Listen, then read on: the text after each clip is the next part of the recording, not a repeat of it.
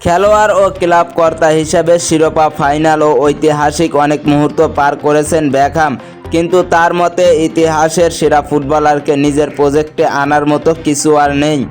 মেসির আগমনের প্রথম দিন থেকে ইন্টার মিয়ামিতে সবকিছু বদলে যায়। শুধু মাঠে নয়, ক্লাবের বৈশ্বিক পরিস্থিতি ও এমএলএসের নাগাল পৌঁছে যায় অনেক দূর পর্যন্ত।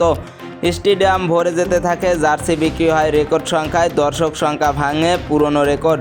প্রভাবটা ছিল তাৎক্ষণিক।